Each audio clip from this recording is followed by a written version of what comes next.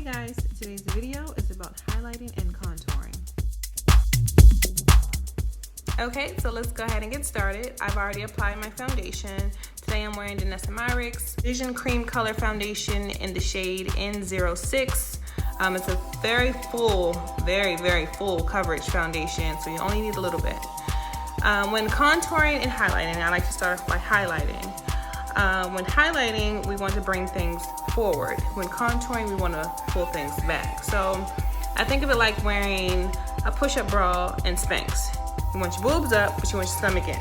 It's the same concept. There are things that we want to push forward or highlight, and then there are things that we want to pull back or contour.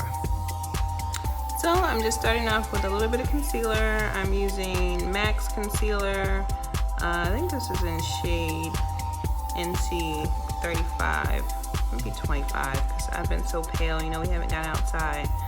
So I'm just applying that here because I want to cover up any dark circles, if there are any puffiness, anything that makes my eyes look darker than what they really are.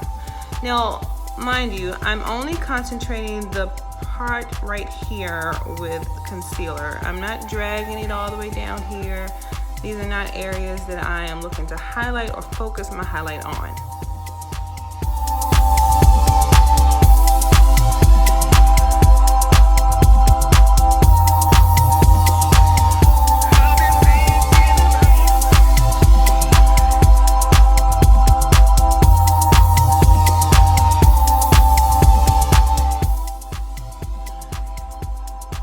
So I'm not using a ton of product, just enough to the end of the lash line and maybe here right above where my nostrils begin. So now I'm going to take my Beauty Blender, it is damp, and just press the product in exactly where I've already placed it.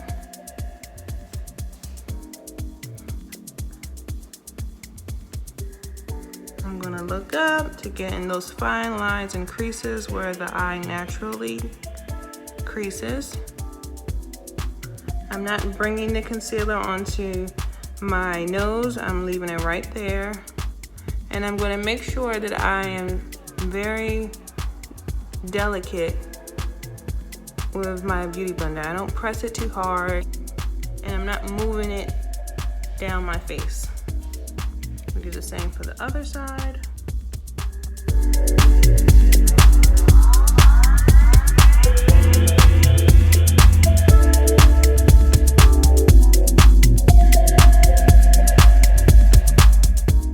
I like to make the inner corners of my eye look just a little bit lighter. So I'm gonna still take that same concealer, and if you have one that's a shade lighter, you can use that as well. And just focus a little bit more product right here. I'm not dragging it, I'm just leaving it right here. Okay, take the same Beauty Blender.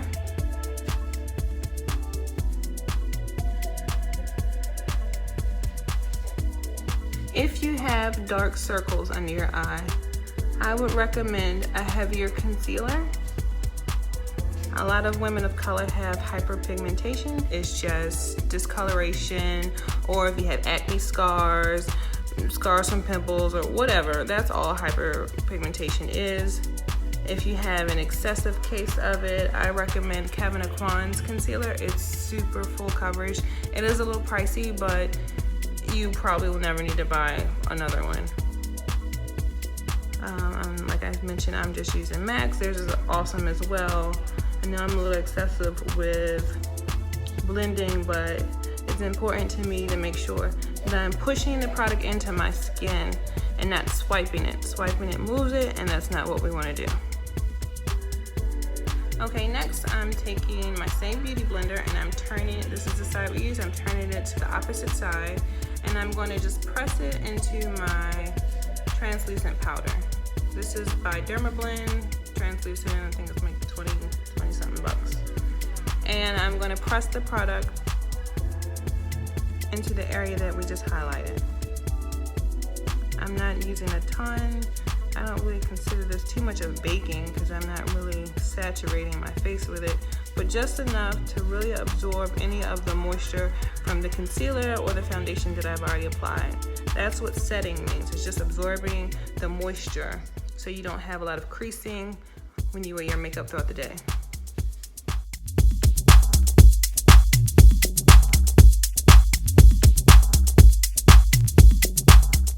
So we just applied a little bit of that there. Now my ladies, my beautiful, beautiful brown skin ladies, I would not recommend using a translucent powder for setting on your skin. Why? Because it's white and it's gonna make you look ashy. I recommend you using a tinted loose powder. It can be Iman, it can be DermaBlend, it could be like Opal. They have a lot of, but do not use, I do not recommend, I've seen horror stories. Do not recommend using a white translucent powder to set your makeup. Okay, next I'm going to move on to highlighting my nose. So there are tons of different ways to highlight your nose. This is the easiest way that I found.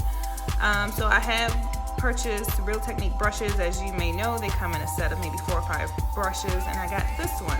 It's random, never knew what I would use for it.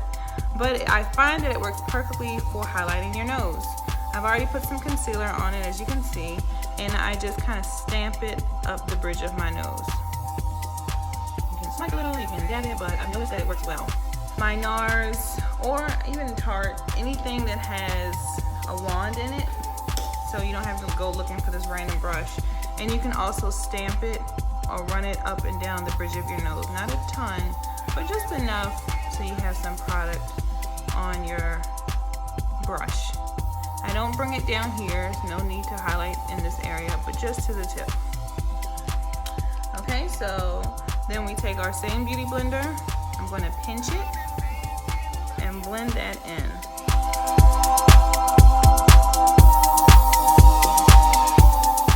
Going to take our same DermaBlend translucent powder, wipe off any excess on the Beauty Blender, pinch it again. Okay, so now we're going to highlight our forehead. Like I mentioned, highlighting is to protrude forward. Now, I already got about a 5 head up here, so I don't need too much, but I still like to highlight it. I think it completes the look. I think it you know, kind of balances out the face from what we've already highlighted. So in order to not highlight too much, what I like to do is use my face as a map. Here is the natural arch of my very non-arched eyebrows, but I can see where it's elevated here and here. So I like to take my concealer brush and just make a slight rainbow.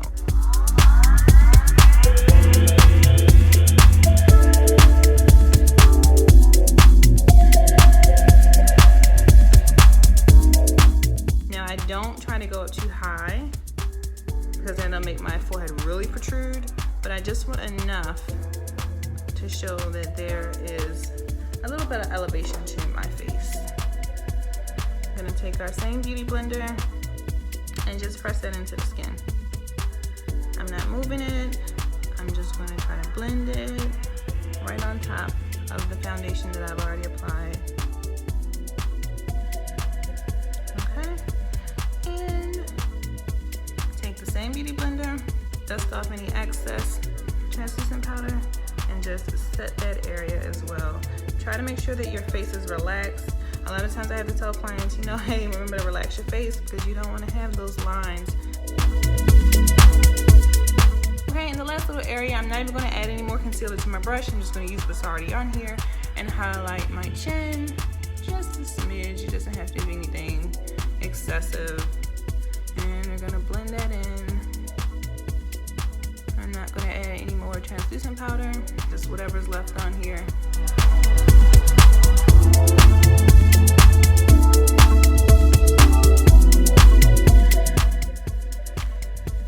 Okay, so now I'm going to show you how to contour. So there are 2 different ways that I contour, but this one will hopefully be a little bit easier for most folks, and it's with a powder.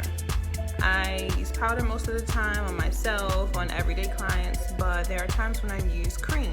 I'll use cream when I am working on a bride, working on someone who is going to a photo shoot, someone who might be out in the sun all day. So I use the cream if it's longevity needed. I noticed that the cream kind of holds up a little bit longer. Whereas my everyday girl, someone who might just be going out to dinner or out with her girlfriends, I've noticed that powder works a lot better.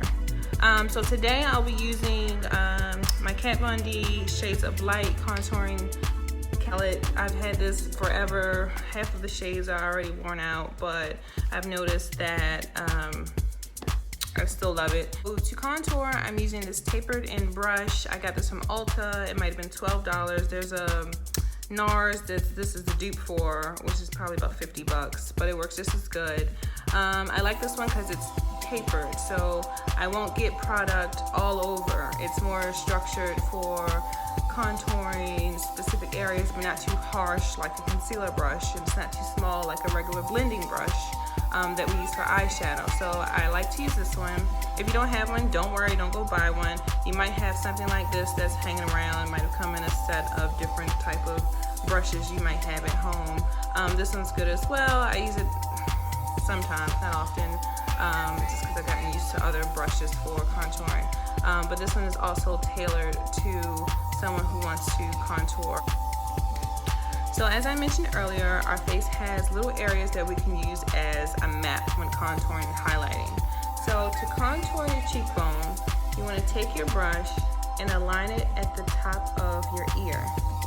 I know we say, you know, contour in the hollows of your cheeks. Well, some of us don't really know or not sure. So if you put the brush here like you're on the phone, but it's at the top of your ear, and this is where you contour. You don't bring it down here to your mouth, but maybe halfway. So maybe where my finger is or a little bit lower, that's where you want to contour. So I start off in a medium brown color. It's best to start off light and then build. It's harder to take the product off, but it's easier to keep building.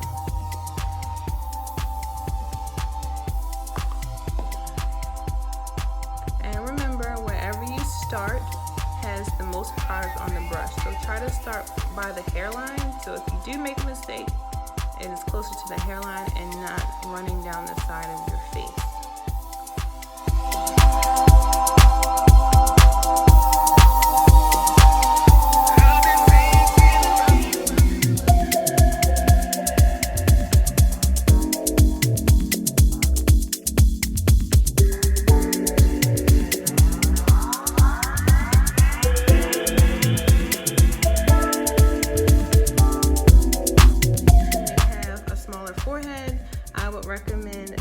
Contouring your forehead because it's only going to make it look smaller, and that's not what we want to do. We want to make it look as even and as possible.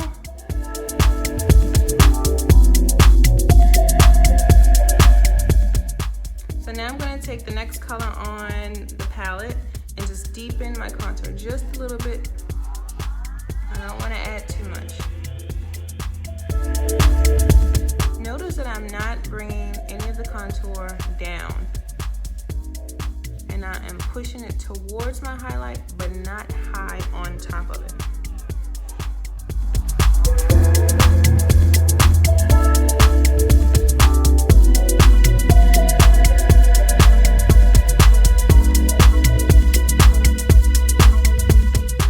So now that I'm finished contouring with the brush, I'm just going to take my same Beauty Blender. I'm going to use the bottom of it and just kind of press that product into my skin. If you notice, I have not set my face with a powder all over. I kind of got away from that because I feel like it's just making my skin look so heavy with product, and that is not the plan. So if you notice, I've kind of moved my hair back because you don't want to look like you're wearing a mask.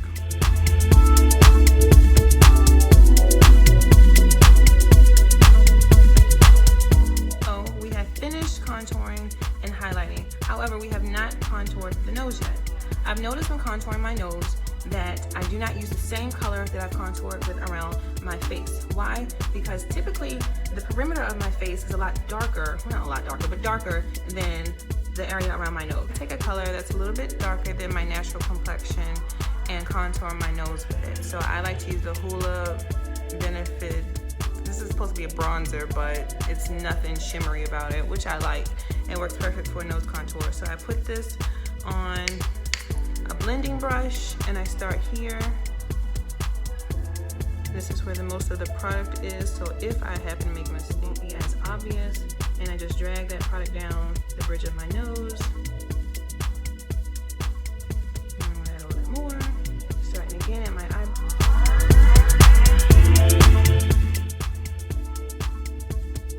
And just kind of wrapping around.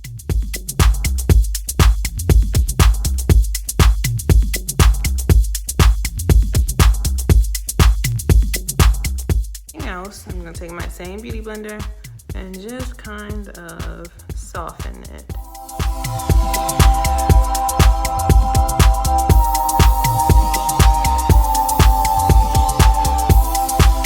Another thing I like to do to contour, before I forget, this is one last trick for contouring, is I like to take a bronzer and kind of put it as a finishing powder on top of the contour. I notice that it gives you a little bit of sun kiss, it's not too heavy, it's not harsh.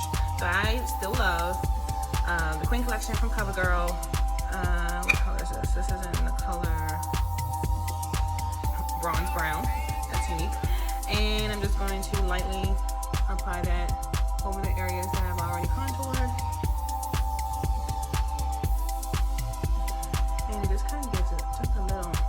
Pull your wig back. Watch your wig, because it keeps sliding. Okay, so the very last thing I like to do when highlighting and contouring is to make sure that I do not get a flashback when I'm taking pressed powder. This one is from MAC. It's the Mineralize SkinFinish.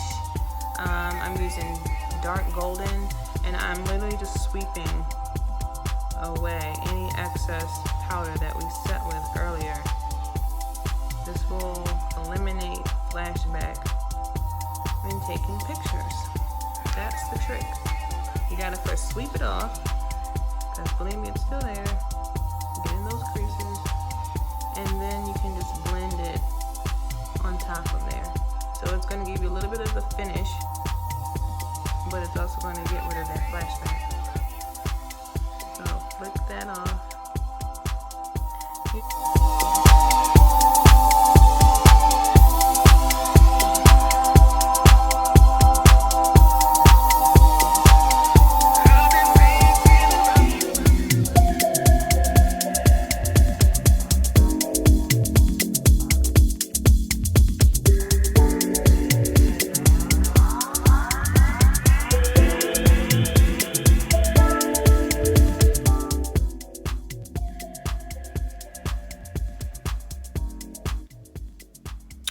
Okay, so that's the easiest way to contour and highlight. Let me know if you have any questions. I hope this was helpful. Videos like this, please subscribe to my channel. Please like, comment, follow my social media, all that stuff to find someone.